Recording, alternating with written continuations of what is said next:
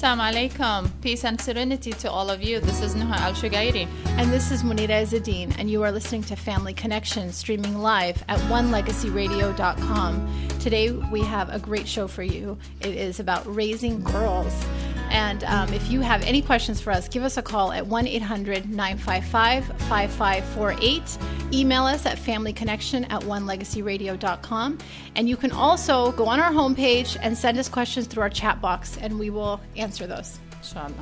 So we wanted to start the show today by relating a hadith from Sahih Muslim. And it is narrated that the Prophet, peace be upon him, has said, "Whoever supports 2 daughters until they reach adulthood would be close to me on the day of judgment as this." And he brought his fingers all together. Sometimes in the hustle and bustle of everyday life, we actually forget about the special status for raising girls. And we're inshallah today going to discuss hopefully some of the challenges, some of the concerns that have to do with raising girls in this global culture that we're all struggling with. So we have 2 special guests with us today. We have Maryam Bangi, and she grew up in Karachi, Pakistan, received her Bachelor of Science in Pakistan. She got married in Preston, England, and decided then with her husband to come to the U.S. for a sense of adventure, which I thought was awesome. She is a mother of 3 girls, ages 23, 21, and 14. She is also a travel agency owner and is constantly trying to balance her family responsibilities with her work.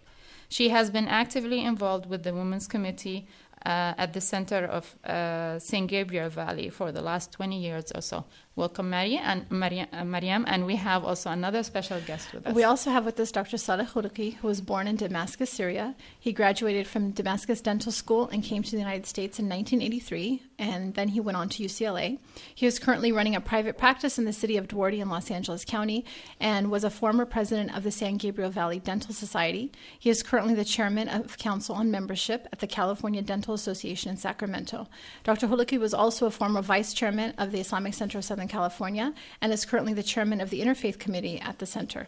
He is married and the father of 4 children. His oldest daughter is 26 and his youngest daughter is 14, and he also has 2 boys who are 22 and 20 years old. Welcome to the show, Dr. Khouruki. Okay, and welcome both of you. We're so excited about the show today. So let's start.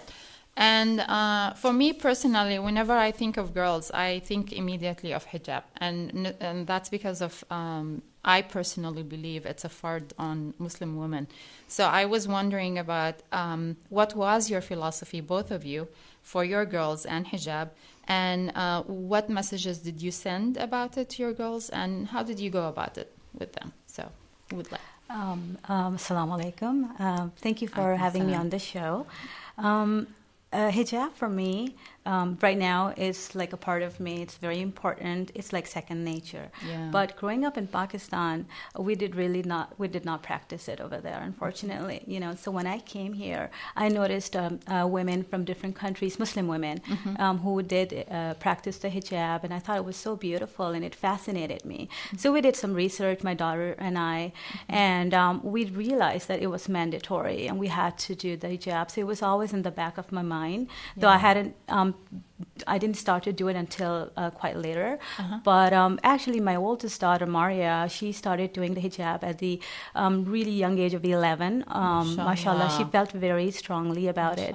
And then afterwards, a couple of months later, there was a life-changing tragic event in our community that kind of prompted me to start observing it too, because I just realized that it was very important for me. I was just pushing it back, leaving it on the back burner, and it was very important for me. So alhamdulillah, I started doing it, and mashallah, my 2 other daughters after that, they also started practicing, and mashallah, we've been doing it for like 15 some years now. So it seems like it was a journey you guys did together.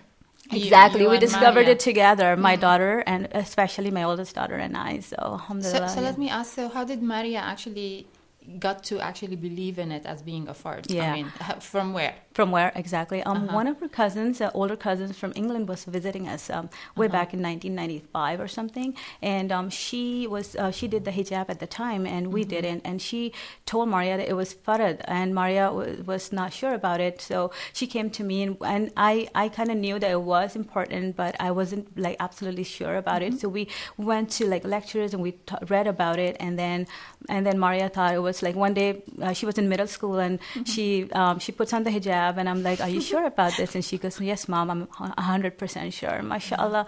Ever since then, she hasn't taken it off. And she's a role model for my 2 other daughters, MashaAllah. Yeah. So that's how it happened. Yeah.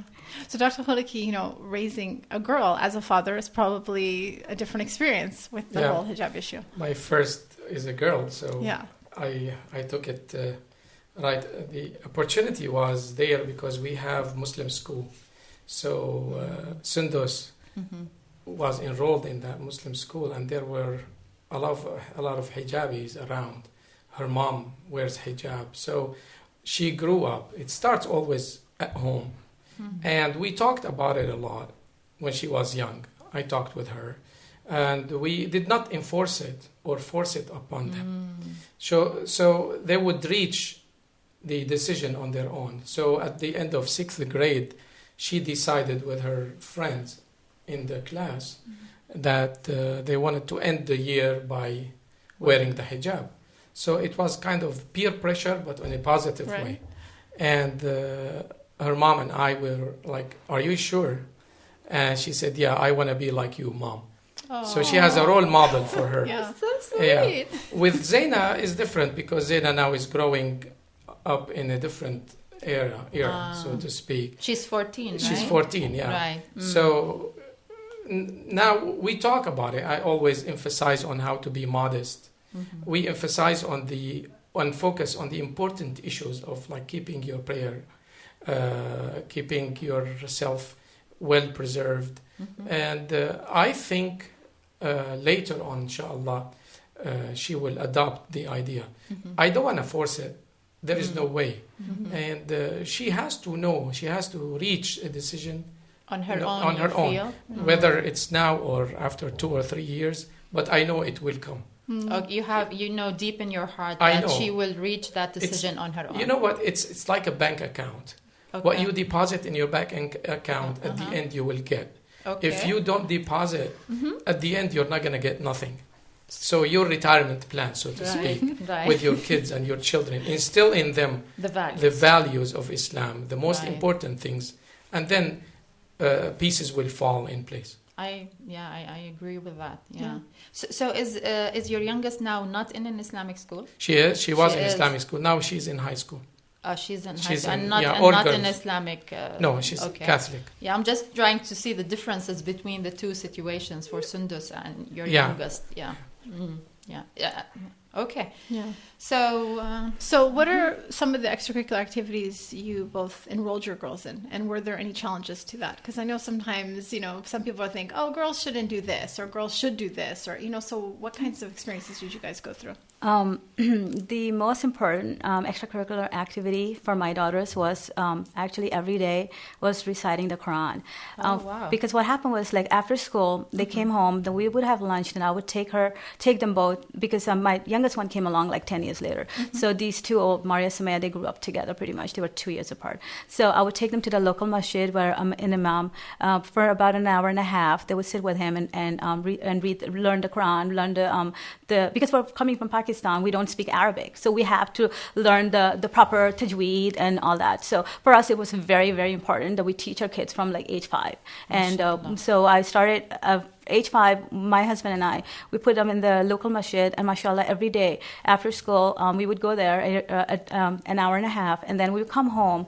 They would do their homework, dinner, and bedtime. So we really didn't have time for her any joining a soccer club or dance lessons or whatever. But like on days off, we would have create our own activities. Like we would go to the park, we would go rollerblading, and we would go library. For instance, I love to read, and Maria and from a very young age, I introduced my girls. They saw me always that I love to read, and they would go to the library. We'd get bunches and bunches of books and bring them home and read. And so once a week at least we would do that. Going to the park, I think we must have gone to every park in our neighborhood, like 10 miles radius. We would go hiking. We would go like take our bikes up there. We would go rollerblading. We would play games. So like I was kind of like the coach, and I was there for them. So basically that's what I did. Like I was there for them. We didn't really have time to put them because Quran was so important for us. So up till the age of like 8, they finished the Quran, and then like 7, from 5, 6, 7, 8, and then we also Sunday school, for instance, for us was very important. Like after like on the weekends we would do Sunday school, and they would get to know all their Muslim girls this way, because a lot of time you don't have Muslim friends and all in your regular schools. So that was our extracurricular activity. Was majorly that was it. You know, yeah. By the way, I just love this practice in the Indo-Pakistani community of actually this emphasis on teaching reading the Quran, because I think within the Arab community, as we become non-immigrants and we become just American Muslims, I'm talking about specifically the Arab group in the US, we lose that. Because we assume as Arab speaking that anyone can read the Quran, but we don't teach it to our children.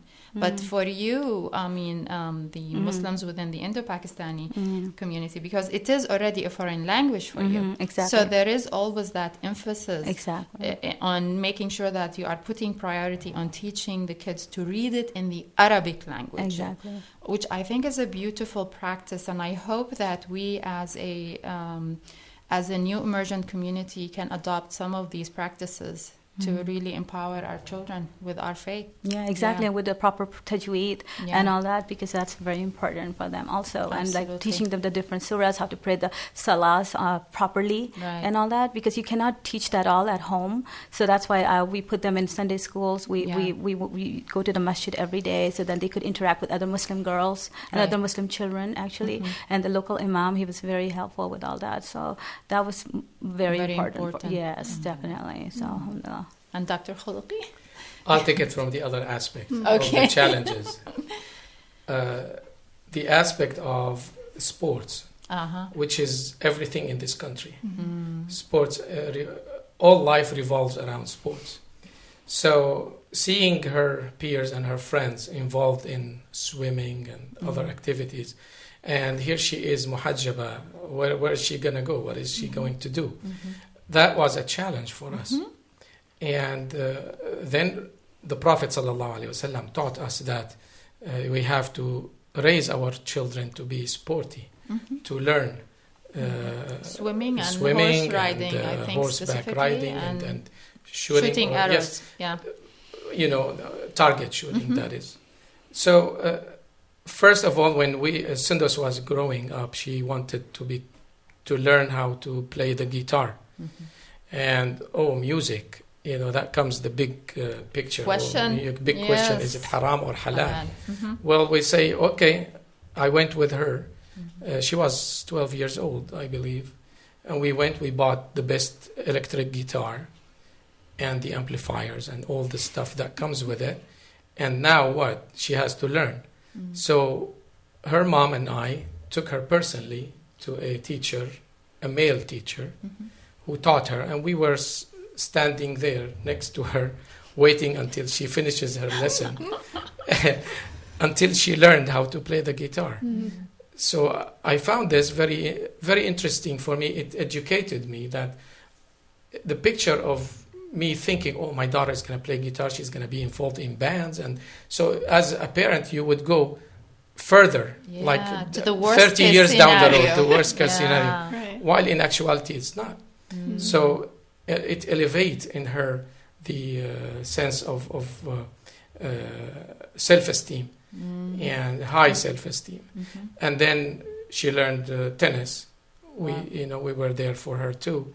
Zaina learned soccer, swimming, tennis, all the sports besides recitation of the Quran, which I really envy Sister Maryam. Yes, and we really noticed that Quran is very important. So they learned, in my opinion, when you are a parent, you have no life.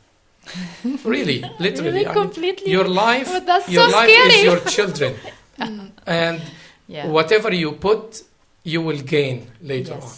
And try to balance between the daily life of living in the United States of America and the life of a Muslim.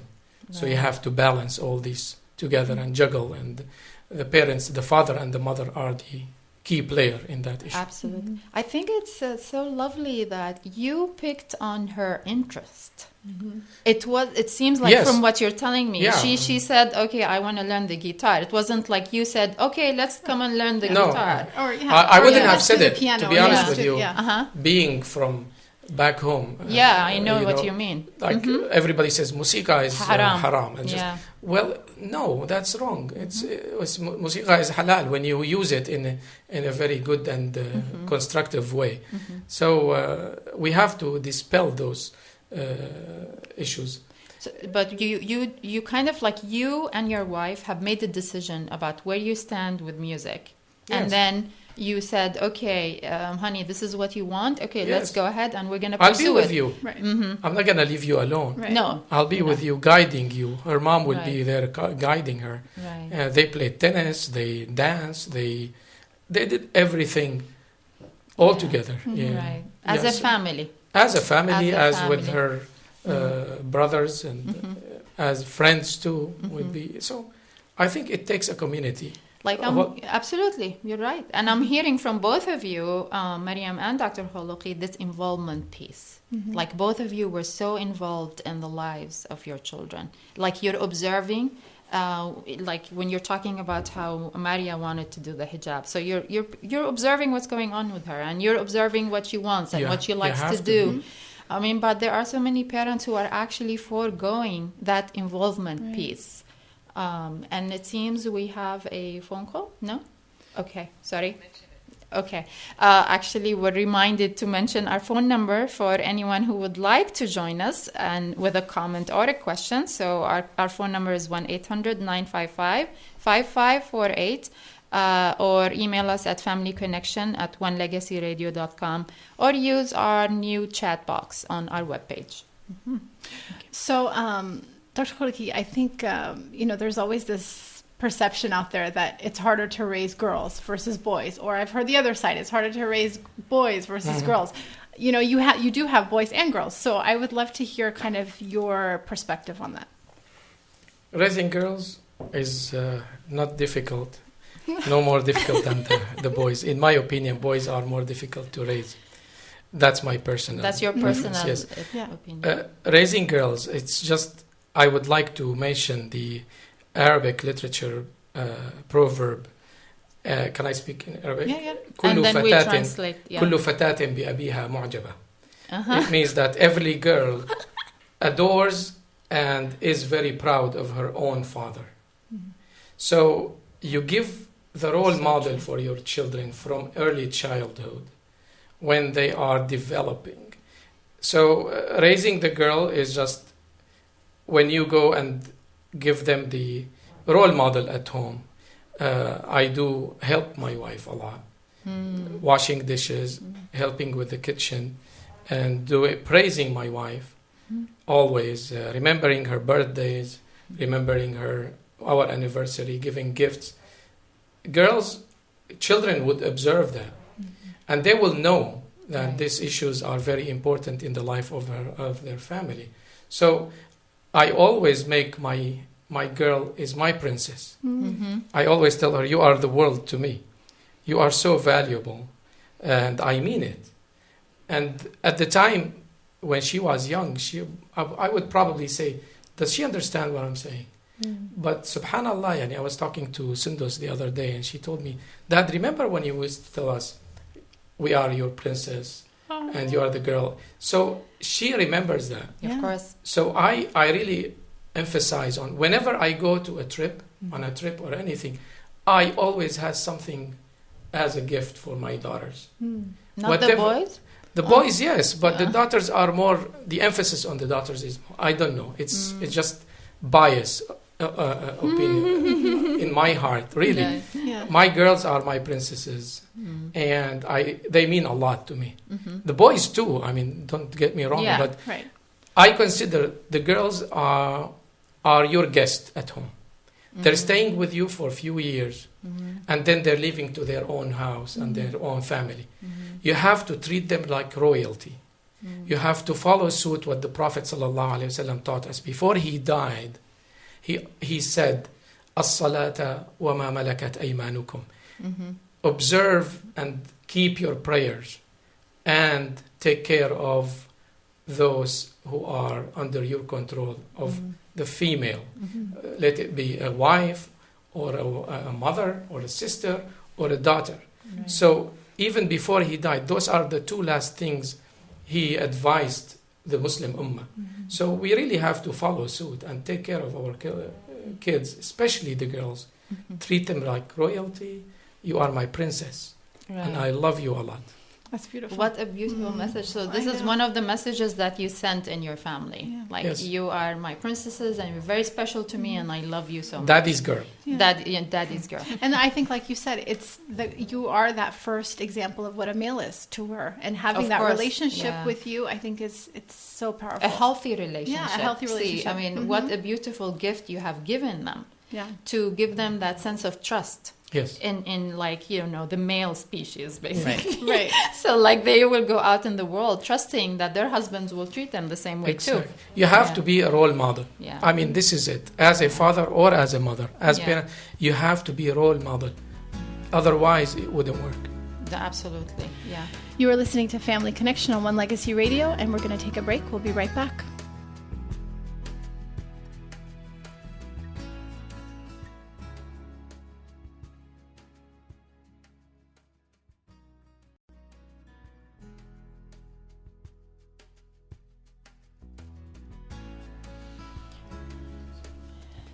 Welcome back.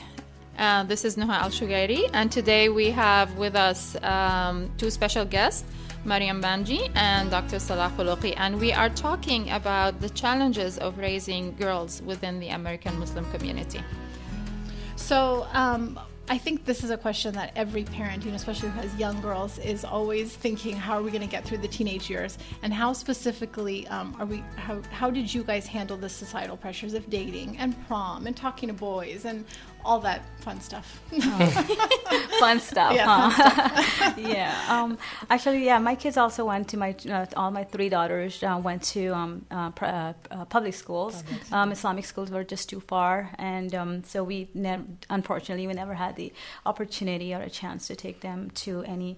In fact, my 14-year-old is in the middle school right now, mashallah, and her older sister are helping her go through it. So, alhamdulillah. But I think every family faces challenges when it comes to high school, and especially teenagers. They all have issues, and it's just that it's very hard, especially as a Muslim teenager, trying to fit in, trying to be one of the crowd, trying to be popular, at the same time trying to observe the Islamic practices, trying to be a good Muslim at the same time. It's very hard, but so that's why you have to be very confident in what you believe in. And I like with my daughters, mashallah, I have been very, very fortunate, because from a very young age, like I said, in our house it was a very Islamic environment, meaning like we didn't always talk about Quran, but it was always like we would always like bring it up. Like my husband would love to talk about stories from the Quran, because he would read the Quran with the meaning all the time. So he would always like, oh, but yeah, and I can relate to it with this, or I can go.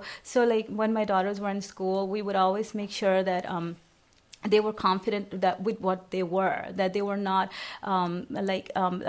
obviously they were facing a lot of challenges and all that. Yeah, and they tried, but at the same time we told them to be confident about it, to not be pushed around, to not be scared of anybody, to be what they are. They joined the MSAs. They were actually like presidents of the MSAs and all that. They In would their have, schools? In their schools, yeah, both of them. My two older ones, they're in high school. My youngest one is still in middle school.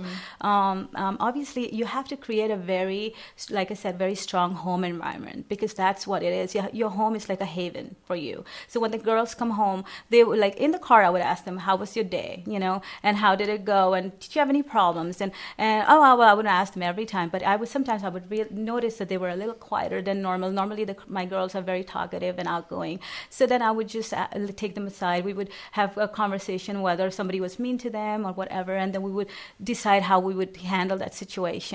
But so we go back to this issue of you as a parent being observant of what's going on. Yeah, you have to. Connecting. You have to, because I was the one who was dropping them off. I was the one who was picking them up. So I knew what was going on with their lives. I knew how much homework they had, how much time they needed, and if they wanted to be alone, just leave them be. You know, give not them interfere. space. Yeah, exactly. Not interfere with them, because they need that time. And going to high school these days, it's not an easy job. It's not an easy feat. No, You it's know, a lot. extremely difficult. It's very hard, especially if you're a Muslimah with wearing the hijab. And my daughters went to high school, which there were very few Muslims, so they really didn't have a lot of like Muslim friends and all. So they had an MSA, and mashallah, they would do events and all. But most of the time they were on their own. They were smart girls, and they were very active with other clubs and all that, like this club, Culture Club or Life, and I don't even remember, but a lot of other clubs and all. But I personally believe that just like at home, have a very safe, very secure. They would, when they come home, they would feel that okay, this is it. And also the other thing is like family, extended family. For me, I have two cousins, and they're very close to me, and their kids are like my own, and they love my kids as they were their own too. So we would every weekend we would get together with all our kids, who either like at each other's homes or barbecue or go to a theme park or go to the park even, and the kids could be themselves, and they had the same values and principles as us, and our kids would like feel that that people would understand them. Maybe people at school might not understand, but these are people they can relate to. They understood where they were coming from and where they were exactly, and they could talk about it with their cousins. And there were a couple of older guy cousins, who would sit down and talk to them, and there were younger cousins, girl cousins, and they would all sit down and talk about it. So they, as a family unit, they would come to an understanding how to deal with their pressures. And there's a sense of belonging. Exactly. That you are a part of this family, and that you have meaning And in comfort. this family. And comfort. Exactly. Being comfortable with their identity. Exactly. And like Sunday school, again, Sunday schools played a very, very important role in my daughter's life. And there were a couple of teachers who played a very, very important role in each of my daughters. That's a blessing. And yeah, they are a blessing. They're very special people. They're still there, and I love them. And I'm very active with my Sunday school too. And I always tell them that you made a profound impact on my daughter's lives, because the way they told them how to deal with the with pressures, peer pressure, and like you said, with prom and all, we never had that problem. Alhamdulillah. My daughters never came to me with, I want to go to like mixed parties, or you know how they have all these like Halloween parties and all. We never had a problem, because mashallah, they knew it was not right. They just knew it from the get-go, like, because we talked about it at home, though you don't do these things. I mean, we're Muslims. This is the way it's not done. So alhamdulillah, we never had that problem where they would like come and argue with us, I need to go to prom. In fact, my cousins and I, like the night of the prom, we would do something else. We would go watch a movie together, kids movie or something. So we would keep them busy. So they didn't think that they missed out Something. Yeah. So I believe that a family, an extended family, is very important, because that they help me a lot, and I guess we help them too. And mashallah, like we all moved, and mashallah, their kids are so independent and intelligent, and mashallah, like, and so is ours, and it helps a lot. It helps a lot. So family involvement, and then providing a safe and secure base for your girls, and then having the support from the outside. And in your situation, the support came from your extended family, which is the cousins. And also having an open communication with your kids, like always talk to them, see if there's something, say the morning, or you can just see it on their faces that they're not having a good day, or they're having some problems. And my girls, alhamdulillah, they would always open up to me. And even now, even in college, if they had problems, they would come to me, and we would talk about it. And if they were frustrated, or we would talk about it. I mean, not all the time. I'm not like a therapist or whatever, but but I would just listen, and whatever I could, my 2 cents, whatever I could tell them, I could help them out. So mashallah, it's like it's just a joint of effort. We all kind of like, I believe being there for your kids is the most important thing. Absolutely. And they feel that, your mom has your back all the time. And so is my husband, because he was always talking, like I said, he was the one who put down the rules, the laws at home, and so, but he was also at the same time, I think it has to be a combination of both. Exactly. Not only the father who puts the rules, it has to be both, because both of them are responsible before Allah right? subhanahu wa For ta'ala raising. for raising the children. And you have to follow those rules. You cannot go against them, you know. Right. And they were like, so So it was you were not a team, though. You and your husband were a exactly, team in it. So- exactly. We would, like in our homes, like I said, we would talk about stories about the Prophet and stories. We would always get like Islamic books from Right. from our masjid library, and we would just read those and all that. So we told our kids how much you know, like the prophets had to go through The struggles. yeah, the struggles and such. So Yeah. so this is nothing compared to that, you Wow. know. So Great. alhamdulillah. Very Yeah, good. So, And- Dr. Holiki, did you lay down the law in your house? I admire the work of the mother, and especially in this country. Yeah. I mean, she's the bookkeeper, she's the grocery She's so many. shopper. She wears so many She's hats. the cook. Yeah. She's the secret keeper, and she's the driver. So all the stuff, and the mother works. I mean, what we do, we go early in the morning to our offices, our jobs, and we come back The at night. husbands. Yeah, and then the bulk of the work is upon the mother's shoulder, and that's why Allah, the Prophet ﷺ said that the paradise is at the feet of the mothers. So in my experience, we didn't have this problem, alhamdulillah, because from early childhood, Sundus and Zaina went to Muslim school.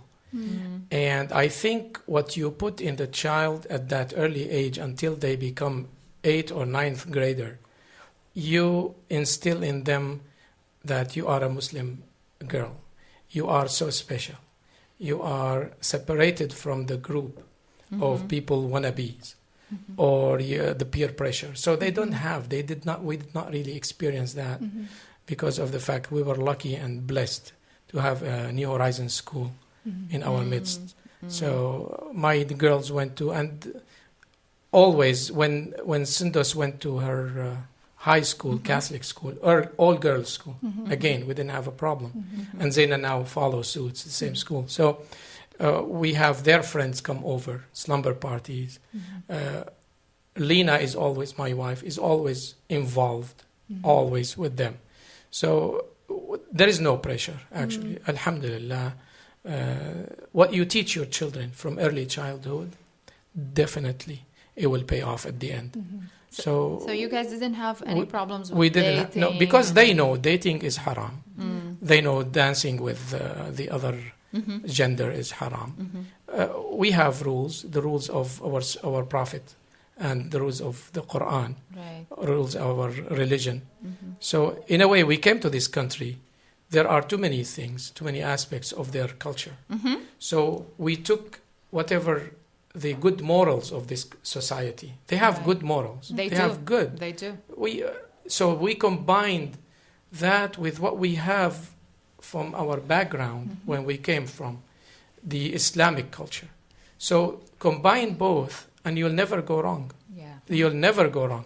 But I think the key piece here is combining both, because I think some of the families in our community tend to dismiss No, you the can't. majority culture completely with You its can't. good and its bad. And that actually creates a discrepancy within the children. Because our children are, I'm talking about the U.S., our children are Americans. They're born and raised in this country. Yeah. So they are Muslims, of course, but they belong to this majority culture. And when the parents don't understand that, and when they don't distinguish between what's good and what's bad, they actually are doing their children a disservice. Right. Yeah, Yeah. the culture is very important, and Yeah.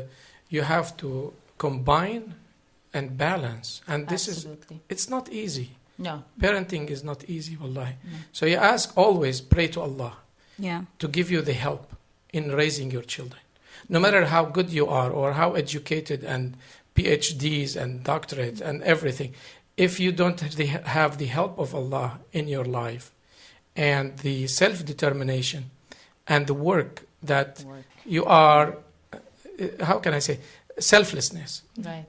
You devote your life for your children. So you have to work double or triple time in this country Right. because you're the only one who's raising your children, not the aunts, not the grandfather, the grandparents. I mean, they have the luxury. So we really have to emphasize that this is our country. If you don't like it, go back home and live there. Right. But do not put them in two personalities. Absolutely. The kids nowadays, they live one side at home, and then when they go out, they're completely different. Absolutely. And we don't want this to happen. No, we're teaching them double standards. Yeah. And I think the main piece that you both are actually bringing out so beautifully is this piece of actually being involved with the children and open and communication and dialogue, because there are so many parents in our community who are working very hard to raise the kids, but they're so focused on providing the material stuff, and they're forgetting the piece about, I need to sit down, I need to talk, I need to observe, I need to go with them, I need to hear. And this is just absolutely wonderful. Definitely. You are listening to Family Connection on One Legacy Radio, and with us we have Dr. Saleh Khouloki and Miriam Bungi. And, one topic that also comes up with raising girls is this concept of empowering. And I had a couple friends, share that their biggest concern in raising their girls is empowering them to be confident, outgoing, and practicing Muslims. And so how did you deal with this with your girls and in empowering them or giving them the self-esteem to be strong women? To be strong, yeah. Well, first off, you have to believe in yourself. You have to be confident in yourself. Especially the mother. Yeah. Exactly. In this case. Exactly. Yeah. So you have to think, and then your children will feed off that. You have to be like, whatever decisions you make, you have to be 100% sure about it, so that the kids know that this is the right decision for me too, and she'll accept that too. But for us, actually, like I said, for us. I have a very strong personality, and so does my husband, both of us. And so the kids grew up with that, and they kind of like inherited those genes from us. Mashallah, it's like they observed it in action. Exactly. So we always told them that if you have any challenges, face them head on. If you start something, my husband's really big on that. That if you start something, finish it. Have faith in yourself. Do not be intimidated by anything, by what anybody says. If you think it's right, then go ahead and pursue it, and that kind of builds your self-esteem. It's like you always encourage them, obviously getting good grades in school is important because that helps your self-esteem, and you're behind your parents, your kids all the time. Like myself, for me, it was very important that my kids always excelled in school. And so that was important for me. For my husband, it was other stuff, but alhamdulillah, my daughters now, they're like strong, independent, outgoing girls. Sometimes they can be very outspoken about things that they're passionate about, and I think they get it from us because we're very confident about what we think of. And especially my husband, he has a very strong, dynamic personality, and he's always instilled this thing in his daughters. It's like never be afraid of speaking your mind, and always have confidence in yourself. Take good care of yourself. We're Muslims. When you walk out the door, you need to look good. You need to look like presentable, so people know that you're just not some person. Right. So you look, So when you look good, and when you talk sensibly, people will think you're intelligent, and that kind of helps your self-esteem too. And that's why I took them to libraries, tried to made them read a lot of books, so the vocabulary would improve. And that's important because people will think that this is an intelligent person. That helps your self-esteem also. So can we, if you don't mind, Mariam, can we talk about how? Because I am so impressed by this aspect of your family. How you guys didn't have this idea that girls, have to do certain things and they're prohibited from doing other things. So can we talk about Sumaya and her choice of college? Yeah, exactly. Yeah, you know what she's in, right? So what she's doing. She's trained to be a pastry chef at the Art Institute here. Art Institute here in Santa Ana, and ever since she was a little girl, she was like 4 or 5, and I love to bake, and she would see me baking, and she would always come and help me, and then to the point that she could even, she would make cookies, she couldn't even reach the oven. I would have to lift her up and put the tray in the oven. Right. So she's always has this passion. All these years, I would, remember those little bake ovens that they had? Yeah. So I would get I think she went through a couple of those because she was always baking stuff.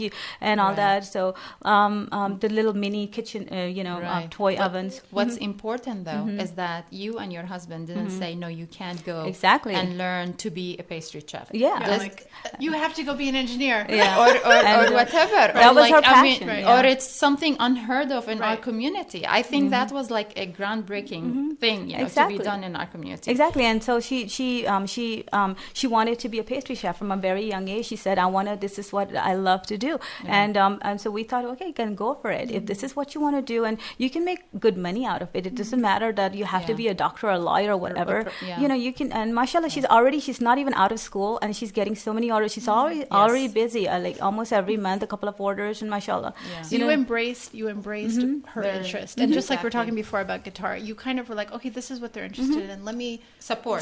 that, Exactly. and let me make that happen for them. And I think that's Exactly. beautiful. And we have a caller online. Welcome to the show. Assalamu alaikum. Wa alaikum Alaikum salam. salam wa rahmatullahi wa barakatuh. Jazakallah khair. I want to say barakallahu feekum. Alhamdulillah, this topic is actually really close to heart. And alhamdulillah, I've seen the effects of good parenting and what you can call quote unquote good parenting or open communication styles versus other styles. And subhanallah, I wanted to actually make a comment with regard to what Sister Maryam and also what Dr. Saleh were talking about with regards to the way to raise children, if that's okay, inshallah. Sure. Okay, jazakallah khair. So one of the things that Sister Maryam was talking about was with regards to open communication. And subhanAllah, my mom, she was recently on a panel of parents talking to youth with regards to why parents think the way they do. And one of the things that she mentioned is that some of the other parents were mentioning that they had this policy with their children that they were that they basically had to. I don't want to use the word. I wouldn't necessarily say it's invading privacy, but they would always have to be aware of what their passwords were so that they could always check on what they were doing and things like that. And subhanAllah, I was reflecting upon that because one of the things that I felt, which I completely agree with Sister Maryam, is that alhamdulillah, I really felt that my parents were very, very open when we were going through school and when we were dealing with issues. They would always say, "Come to us if you have any questions or any problems," because our your friends are going through the same thing that you're going through. They haven't gained the experience that we've had going through these issues. And alhamdulillah, we've already gone through these things. We've already made the same mistakes. So instead of making mistakes over and over, like, come to us and talk to us about it, and inshallah, we'll be there to help you out. So whenever I thought that I might have quote unquote slipped or quote unquote messed up, alhamdulillah, I was like, it's okay because I can go to my parents, and inshallah, they'll be able to. They won't necessarily become so upset and isolate me or tell me to go to my room, but instead, inshallah, they'll be there to help me through the situation. And alhamdulillah, I really felt that because of that, I was able to look at issues. Like, I went through public school basically my entire life. So alhamdulillah, I was able to see like societal pressure issues and things like that. And when I was in the middle of something, I was able to go to them and I was able to discuss it instead of feeling that I would have to hide the mistake that I made. Yeah. So I just jazakallah khair, sister, for being for discussing the need and the benefits of open communication and being there for your children. So Maryam, let me ask you a quick question. So you mentioned that one of the parents was saying that you have to be aware of the password of the children and stuff like that. So where are you coming from? Like, you didn't need your parents to actually know your passwords because you actually went to them anyway with your problems and your issues, and there was no need for them to spy on you. Exactly. Absolutely, subhanAllah, jazakallah, and that's an excellent analysis of the situation. I mean, for sure, I'm sure growing up as a 13, 12-year-old, 15-year-old, in a society where a lot of the times, I know it was mentioned that girls are easier to raise, but subhanAllah, I think maybe it depends on every girl's personality. Absolutely. I mean, like, alhamdulillah, I know many very flamboyant girls who would rather be Britney Spears. I mean, back in the day, than like a muhajjaba who wants to carry the deen. So subhanallah, I mean, I think that because I was blessed with parents who were very open. Alhamdulillah, I didn't need to hide things, and they weren't. I didn't feel that they wanted to intrude and take over my life, but instead, I was able to go to them with both my problems and my successes. Alhamdulillah, I didn't feel that they needed to take over me. Right, or and they spy. didn't feel that they needed Yeah. them. Yeah. Well, Thank you so much you, for calling in Mariam. and sharing that with us, because I think that is the message we are hearing here, is that having that open communication with your children and children with their parents is really honestly the key to maintaining this relationship and being able to raise good and kids. the issue of trust, you have to trust your kids. That's very important, because I mean that's why that's like Sister Noha said, that you don't want to spy on them, because if you do, then you lose their trust right away. So you need to have them to trust you, and you need to trust them too, that okay, they'll come to you if they need you, but you're there for them. Yeah, you will always have their back. Right. So That's great. And so, Dr. Kholoqi, how was it for you? I mean, with this issue of self-esteem and self-worth. Self-esteem starts with early childhood. Again, what you tell the children, what you tell your girls, you tell her that she's so beautiful, she's so awesome, and you mean it. And when she becomes older, when she puts a hijab, tell her, don't you ever feel that you are inferior. Emphasize that, the personality, emphasize the American Muslim identity in them. That you are here, you are the best of the best. You encourage her for the education to be number one. And instill in them the love of others, the caring about others, regardless of faith or gender. Their love. You instill the love in them, and they will radiate that love to others in their community. So to start with, constantly I say I love you every day, like 50,000 times. She says, Dad, I already know. So I love you. I tell her, just you mean it, you say it, you text it. Every morning I text my children. He says, have a good day, I love you, have a good day at school. Wow. You have to be aware of these issues. You have to install, showing them, hugging, kissing. They reach a point where they don't want to hug you anymore. Absolutely. It happened with me when Sundus was growing up, and she said she wouldn't hug me or let me kiss her. I said, Sundus, this is not the life. Like your body needs nutrition, food and protein and all, my soul, my heart needs nutrition. My nutrition is your love and your hugs and your kisses and your squeezing. So when you show them, they are part of you. You empower them. You tell the mom that she looks awesome. Although my wife is not size 2. I mean, but never ever in my life I said anything or complained or mentioned it. You're focused on the inner beauty. Right. You're so focused on the spirit, the physical, rather than the physical aspects. Of course, you have to let them know. Another thing, warming your way into their hearts, into your daughter's heart, by buying her jewelry, buying her clothes, buying her stuff that my dad brought this, my dad bought me this. So you actually don't let her like longing to something. You're always there for her. Right. Yeah. So she feels that she's being taken care of, respected, and valued. And loved. Loved. This is the most important thing. Loving, empowering, and praising. Those are issues that are very, very important in the girl's life in early childhood and after puberty. Right. And now they know that when they come home, they have to give me the hug, the big one. Give me the squeeze. I need my nutrition. I really need it. And that's what I tell them. So this is very empowering for them. And don't you ever feel you are inferior. No. Right. That's the most important thing. Right. You carry a message.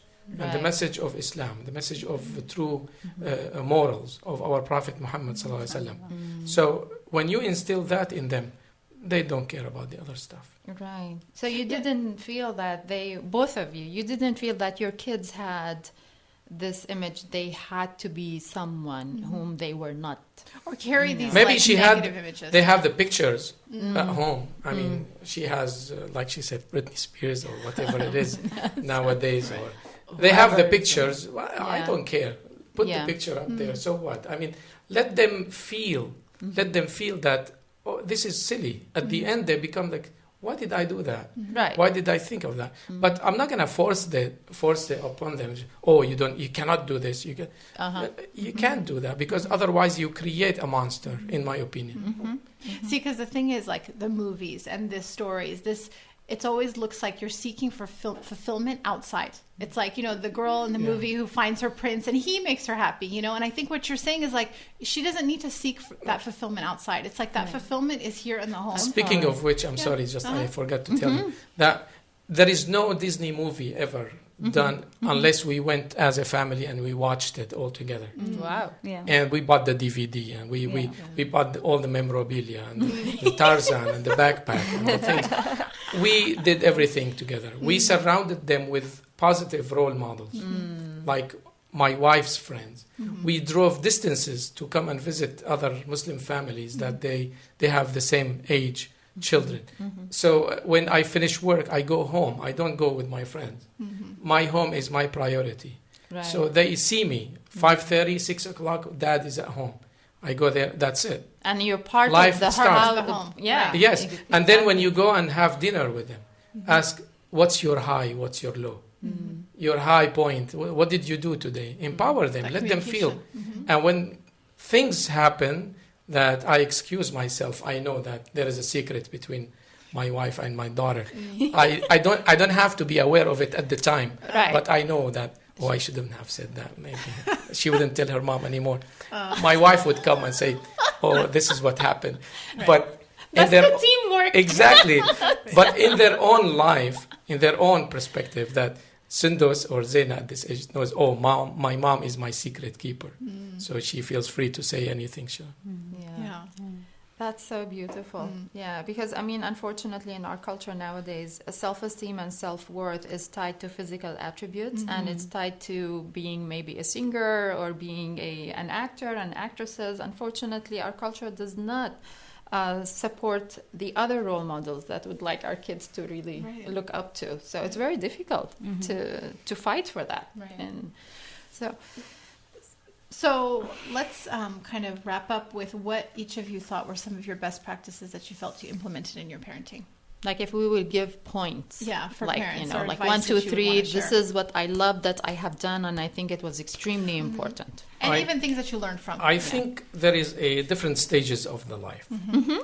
Okay, you cannot apply stuff that for 5-year-olds on the 15. So having gone through these stages, the example of involved father at home, doing dishes, cleaning, being home after work, putting family before friends. Absolutely. That's number one. Praising your wife. Tell her how beautiful she is.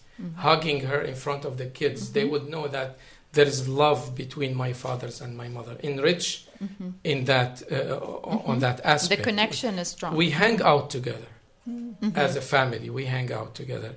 Even if going to a movie or a restaurant, we do everything together. Number 3, which is very important, connecting with them.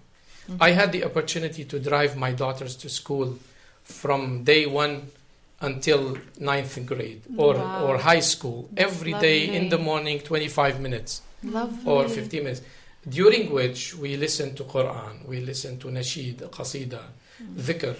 I tell them about stories when I was their age and fighting with my brothers and my sisters, and how my dad is, for them, my dad, something. No, I didn't get to be a dad unless I passed through that stage that they are passing through. Connecting with them. They have nowhere to go. They're in my car. I'm moving it. So I can instill in them the teachings on what my dad used to tell me. Right. That whatever you do in life, do not forget your prayers.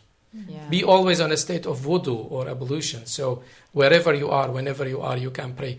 These kind of teachings, you cannot just teach them in school. No. You have to tell them your life story. You have to empower them in that. When you reach an elder age or older age, you calling them every day. You just check on them, call them, email, and just everything that you have to be involved. You have to be involved with them. Always on a weekend, father-kids function. go out, like she said, on a Right. hiking trail or anything. Right. So you feel those practices are. One more thing, let me say, the mosque. The mosque. You have to take them to youth group, Yeah. not to drop them off and pick them up.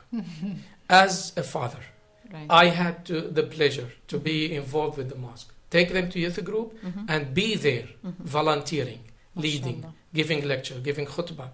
They see their dad there. They are empowered, not alone in the mosque. You have to put the mosque as second home. Absolutely. This is very, very important. Absolutely. Youth group, Sunday school, mosque, involvement in leadership role. When they become at the college age, they know exactly, they have passed through all these stages of leadership, Right. and they became a role model for others. For others. Beautiful. Thank you. And how about Mariam? Yeah, I totally agree with the doctor about this, about the involvement with the mosque and the youth group. And because my daughters, I mean, they went through 4 years of youth group. They were the presidents of their youth groups.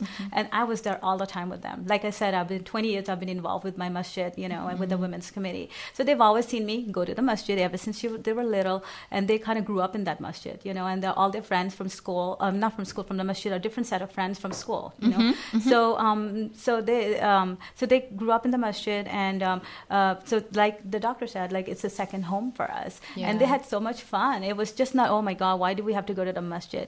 Why do we have to go to youth group? No, we had fun events at the youth group. The teacher and I, we went once to the Holocaust Museum, or we had different. Wow. Yeah, we would do interesting stuff. I would help out the teachers. Outside the mosque. Outside the mosque. We Yeah. take them on field trips and not only entertaining, but like hiking. You go to Joshua Tree with the kids, or just so that so it is kind of important. But for me, the most important thing for me, personally, was keeping my girls close to me. For me, it was I'm the kind of person that, and my girls still laugh at me because I do not believe in sending out my girls in different directions, to different colleges. I mean, like living somewhere else. I believe that I have such a short time with them. They will eventually get married, move out. Right. So I have always been very, very close, and I've always kept them very close to me. And that kind of always had that special bond with my girls that they know I am their friend. I am there for them. For instance, we. The second thing that's important is you enjoy your time with them. Don't do it because you're a parent. Oh, I have to spend an hour with him now or with her now. Right. No, you sit there. You with my daughters. We read the same books. We share clothes, shoes. We talk. We watch the same programs. Sometimes we have fun. But at the end of the day, they know I am their mother, and I'm not. They won't treat me as a girlfriend, but they can come to me and they feel free and they feel comfortable with me, and they can come to me and they can talk to me about other things with whatever.